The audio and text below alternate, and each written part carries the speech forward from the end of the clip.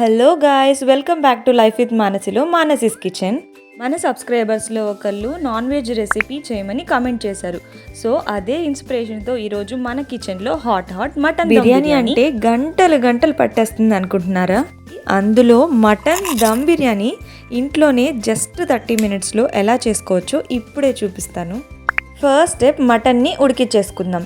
ముందుగా ఫ్రెష్ మటన్ని తీసుకొని నీట్గా క్లీన్ చేసుకోవాలి. ఆ మటన్ని కుక్కర్లో పెట్టాలి. దానిలో పసుపు, ఉప్పు యాడ్ చేసి 2 విజిల్స్ వచ్చే వరకు కుక్ చేయాలి. ఈలోపు బిర్యానీకి కావాల్సిన రైస్ని నీట్గా వాష్ చేసి నానబెట్టుకుందాం. అండ్ దెన్ సెకండ్ స్టెప్, ఒక ప్యాన్లో ఆయిల్ హీట్ అవ్వనిచ్చి ఆనియన్స్ ఫ్రై చేయాలి. అందులో little bit of salt add చేయండి. ఆనియన్స్ గోల్డెన్ బ్రౌన్ కలర్ అయ్యే వరకు ఫ్రై చేసి తీయాలి. ఈ ఆనియన్సే బిర్యానీకి అసలు కిక్కిస్తాయి. మన బిర్యానీ అన్ని బిర్యానీలాగా కాకుండా స్పెషల్గా స్టాండర్డ్ అవ్వడానికి ఈ బిర్యానీ మసాలాని మనమే ప్రిపేర్ చేసుకుందాం. ఎలా అంటే, ఇక్కడ చూపించిన ఇంగ్రీడియంట్స్ అన్నీ ఒక ప్యాన్లో తీసుకొని ఫ్రై చేసుకోవాలి. అండ్ దెన్ మనం నీట్గా స్మూత్గా మిక్సీ పట్టుకోవాలి. ఈ మసాలాని మీరు ముందు రోజైనా ప్రిపేర్ చేసుకోవచ్చు, లేదా ఈ పైన ఉన్న నెంబర్కి వాట్సాప్ చేసి ఆర్డర్ కూడా చేసుకోవచ్చు. ఎగ్జాక్ట్గా ఈ వీడియోలో మీరు చూస్తున్న ఇంగ్రీడియంట్స్ అండ్ క్వాలిటీతోనే మేము ప్రిపేర్ చేసి పంపిస్తాం, కాబట్టి మీరు బిర్యానీని సేమ్ టేస్ట్తో ప్రిపేర్ చేసుకోవచ్చు. ఇంకా నెక్స్ట్ స్టెప్, రైస్ ప్రాసెస్. మనం రైస్ని 70% వరకు బాయిల్ చేయాలి. దానికోసం ఇలా ఒక బౌల్లో వాటర్, ఇంకా దానిలో కొంచెం ఆయిల్ వేసి మనం కట్ చేసి పెట్టుకున్న కొత్తిమీర ఇంకా పుదీనాతో పాటు ఇంకా ఒక spoon of ginger garlic paste కూడా యాడ్ చేయండి. ఇక్కడ ఈ ప్లేట్లో చూపిస్తున్న అన్ని ఇంగ్రీడియంట్స్ కూడా మనం వాటర్లో యాడ్ చేసుకోవాలి. ఈ మసాలాలు రైస్ బాయిల్ అయ్యేటప్పుడే వేసుకోవడం వలన బిర్యానీ ఫ్లేవర్ ఇక్కడే వచ్చేస్తుంది.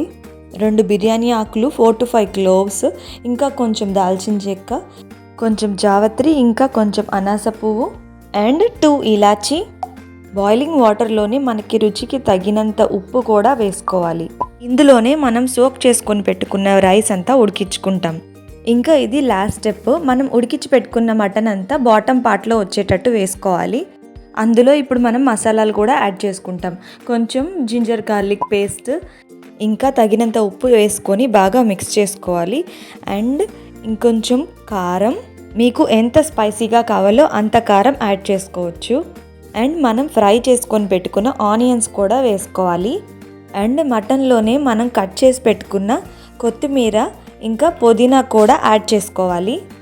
ఇంకా ఇందులో ధనియా పౌడర్ అండ్ మనం స్పెషల్గా ప్రిపేర్ చేసుకొని పెట్టుకున్న బిర్యానీ మసాలా, ఇంకా ఒక మరాఠీ మొగ్గ, 2 చిన్న దాల్చిన చెక్కలు, కొంచెం జాపత్రి, ఒక అనాస పువ్వు, ఇంకా 4 నుండి 5 లవంగాలు అండ్ 2 బే లీవ్స్ బిర్యానీ ఆకులు, ఇంకా 2 ఇలాచీ వేసి బాగా మిక్స్ చేసుకోవాలి.